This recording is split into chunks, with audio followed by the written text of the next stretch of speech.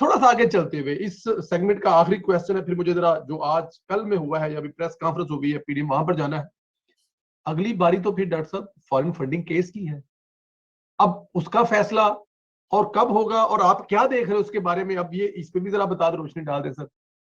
देखिए अल्हम्दुलिल्लाह foreign funding case को अकबर एस बाबर साहब ने उठाया और हमने उस केस के ऊपर बड़ा काम किया। जी इवन की कॉन्फिडेंशियल ईमेल भी उसमें हमने निकाली और जी। हमने उस दिन भी ये कहा जब हमने इस केस को वो वो स्टडी। वो वो जो मेल्स है ना, वो हर दफा बताना पड़ता है कि वो यूट्यूब पर बैठने की रीजन भी है, वो मेल जो आपने कॉन्फिडेंशियल मेल जो आपने अपने प्रोग्रामों में दिखाई। वो ईमेल उस वक्त काम आएगी जब फौजदारी मुकदमात बनेगा, क्योंकि उसमें हम्म बाकायदा नाम मौजूद है। हम्म ठीक है, उसमें नाम मौजूद है बड़े बड़े लोगों का, इमरान खान, आरिफ अलवी, असद कैसर, आपके सैफुल्लाह नियाजी, आमिर कियानी, बड़े बड़े नाम है उसमें। तो वो उस वक्त उस ईमेल की फौजदारी मुकदमात के वजह से तो हमने वो ईमेल भी किया और हम उस पर काम करते रहे। इसकी सजा भी हमें मिली 2 दफा, हम हम्म। चैनल से हमें दो वो दफा किया। दो दफा शहीद किया गया। तो उस वो लेकिन हक और सच नहीं सुना, हमसे कहा गया बिल्कुल। कॉम्प्रोमाइज कर लो, हमसे कहा गया कि एक बड़े एंकर की तरह आप बन जाइए फिर जो चाहे ले ले। तो हमने कहा कि भाई हमने क्या फिर जो नवाज शरीफ साहब की हुकूमत पे क्रिटिसाइज किया बहुत शदीद, तो उनसे भी कुछ ले लेते। और उनसे क्या नफरत थी हमारी, उनसे क्या लड़ाई थी, उन्होंने हमारा क्या बिगाड़ा। हालांकि हमने तो बहुत सख्त क्रिटिक्स किया, उन्होंने कम से कम हमें प्रेशर करके निकाला तो नहीं, हमें मीडिया चैनल से जो है वो दबाव तो नहीं डाला, हम पर धमकियां तो नहीं दी हमें, गालियां तो नहीं दी हमें इस लेवल पर। आसिफ जरदारी के खिलाफ हमने किया, पीटीआई पीपल्स पार्टी के अगेंस्ट हमने प्रोग्राम किया, हालांकि पीपल्स पार्टी के इलेक्शन में हम लड़ चुके हैं, लेकिन जब गलत चीज देखी तो हमने बोला। तो उसमें उन्होंने तो वो तो ताकतवर लोग भी थे इस लिहाज से कि उनके पास तो अवामी ताकत थी, और वो, लेकिन वो जमहूरी लोग थे, वो इख्तलाफ को समझते थे। हमारे सख्त तरीन इख्तलाफात के बावजूद उन्होंने चैनल पे दबाव नहीं डाला, उन्होंने हमें चैनल से निकालने के लिए धमकियां नहीं दी, हमें लालच नहीं दिया, हमें इन चीजों की तरफ नहीं लाए कि जनाब आप इस तरह का प्रोग्राम करें, इस एंकर की तरह करें।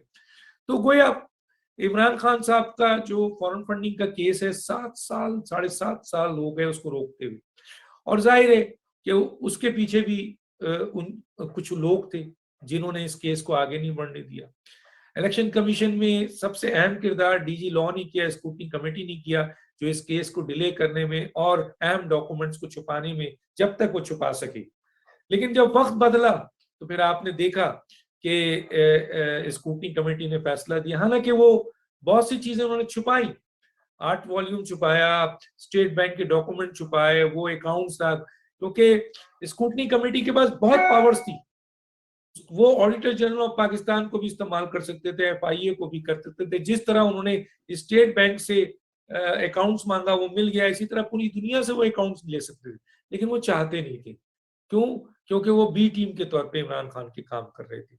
तो चुनांचे इमरान खान ने कभी सुप्रीम कोर्ट को पकड़ा कि हमारा अकबर एस बाबर से कोई ताल्लुक नहीं है, कभी उन्होंने कहा कि जी इलेक्शन कमीशन को ये केस देखने का इख्तियार, मतलब मुख्तलिफ बहाने बहाने उन्होंने किए और 7 साल से ज्यादा निकाल लिया, हालांकि ये ज्यादा देर का केस नहीं था।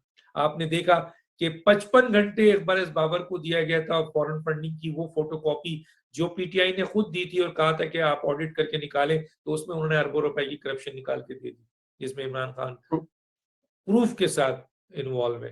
तो स्कूटनी कमेटी के पास तो तमाम इदारे थे, वो 3.5 साल 7 साल ले गई, 70 से ज्यादा मीटिंग की, गोया उनकी नीयत नहीं थी। लेकिन जब वक्त तब्दील हुआ तो फिर चीजें हुई। इलेक्शन कमीशन में चीफ इलेक्शन कमीशन जैसे भी लोग आए, उनकी क्रेडिबिलिटी बन रही है। फिर स्कूटनी कमेटी ने जो रिपोर्ट दी उसमें बहुत कुछ छुपाया, लेकिन टिप ऑफ द आइसबर्ग, यानी वो जो नजर आ गया, पहाड़ नीचे है, उसके पानी के ऊपर थोड़ा सा पहाड़ नजर आ रहा है, जो छोटा सा एक टिप नजर आ रहा है, वो दे दिया, वही बहुत है। वही इनको, और इन पे फौजदारी मुकदमात, इनकी पार्टी को बैन करने, इनके खिलाफ कार्रवाई करने के लिए बहुत है। लेकिन जैसे ही वो टिप ऑफ द आइसबर्ग आप गोता लगाएंगे तो आपको पहाड़, तो हुआ ये कि वो चीफ इलेक्शन कमीशन ने ऐलान कर दिया कि नहीं जी कोई डॉक्यूमेंट्स नहीं छुपाएंगे हम। चुनांचे वो डॉक्यूमेंट्स देना उन्होंने ऐलान किया, लेकिन उसके बावजूद डीजी लॉ और जो स्क्रूटनी कमेटी का सरबराह यही था, सुना है यही शख्स जो है डॉक्यूमेंट्स नहीं दे रहा था। तो आखिर चीफ इलेक्शन कमीशन ने, जिन्होंने ओपन फोरम में ये ऐलान किया था कि सारे डॉक्यूमेंट्स मिलेंगे, तो उन्होंने ये इख्तियार सेक्रेटरी इलेक्शन कमीशन को स्क्रूटनी कमेटी और डीजी लॉ से लेके दे दिया कि क्योंकि उनको भी ये ख्याल हो गया कि ये आदमी जो है वो और एक्सटेंशन लेके आया था, तो वो आदमी जो है वो दयानतदार नहीं है। तो चुनांचे सेक्रेटरी इलेक्शन कमीशन को जैसे ही दिया, सारे डॉक्यूमेंट्स आ गए, बहुत है बहुत, अब उसमें बहुत कुछ निकल रहा है, बड़े इंकशाफात है उसमें, वो वक्त पे आके निकलेगा, ऐसे बड़े बड़े चीजें आपके सामने आएंगी। तो फॉरेन फंडिंग केस भी एक क्रिस्टल क्लियर केस है, जिसमें मेगा करप्शन, जिसमें मनी लॉन्ड्रिंग, जिसमें बैंक पैसों की बंदरबाड़, जिसमें आपके इलीगल आपके फंडिंग, जिसमें गैर मुल्की फंडिंग, जिसमें गैर मुल्की लोगों से फंडिंग, तो कौमी बहुत सारे चीजें सब स्टैब्लिश होंगी इसमें। और वो आपने देखा कि एक और स्टोरी चली थी कि जी शौकत, जब उनसे लिस्ट मांगा गया तो वो जिन लोगों ने शौकत खानम को डोनेट किया था वो नाम भी इसमें दे के अपने आप को बचाने की कोशिश की गई, लेकिन उन्होंने इकरार कर दिया। 37 पॉइंट जितने भी उन्होंने लोगों के, एक लिमिटेड लोगों की लिस्ट निकाली और उसको जब पूछा तो उसमें से 37% लोगों ने कहा कि हमने तो शौकत खानम को पैसा दिया था, हमने तो यहाँ दिया नहीं था।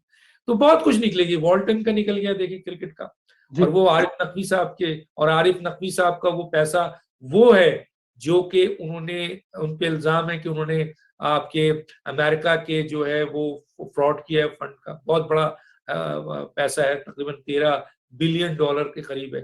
तो वो पैसा आरिफ नकवी के पास कहाँ से आया है जो उन्होंने 2 मिलियन जो है वो इनको दिया, वो कहाँ से आया? बल्कि आरिफ नकवी के तो एक अजीज ये कहते हैं कि आरिफ नकवी को तो ये वजीर आजम बना रहे थे, मिनिस्टर बना रहे थे, फाइनेंस मिनिस्टर, और वो कैबिनेट में नजर भी आते थे। तकरीबन 70 कहा जाता है कि अरब रुपए जो है वो उन्होंने इनको दिया है। सुन, ये बात किसी हवाले से है, सोर्स के हवाले से है, लेकिन जाहिर है वो पैसा देते नजर थोड़ी आता है। तो गोया फॉरेन फंडिंग का केस भी क्रिस्टल क्लियर केस है, और अब वो अपने आखिरी मराइल की तरफ जा रहा है। और उम्मीद है जिस तरह की इस वक्त ओपन फोरम में देखिए ना, अब इसके ऊपर इमरान खान को जवाब देना है। 3 मीटिंग हुई है, तीनों मीटिंग में इमरान खान साहब जवाब देने से कासिर हैं, और उनके वकील बार बार जो है वो टाइम ले रहे हैं। तो क्या है, बार बार टाइम ले रहे हैं इमरान खान साहब के वकील, और ये भी इसी तरह ही होगा जिस तरह दूसरा था। अच्छा डॉक्टर साहब, अभी इधर आते हैं जो अभी इस वक्त रिसेंटली चल रहा है, अभी पीडीएम की जो मीटिंग हुई है उसके बाद जो प्रेस कॉन्फ्रेंस की गई है उसमें फैसला किया गया कि पंजाब